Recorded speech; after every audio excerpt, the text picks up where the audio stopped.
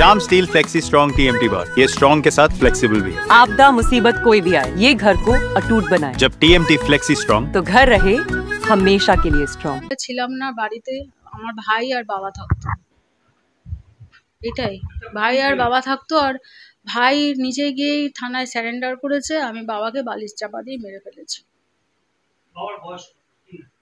74 ललित अधिकारी। ये स्टाइल का मामला है। रूपा फ्रंटलाइन।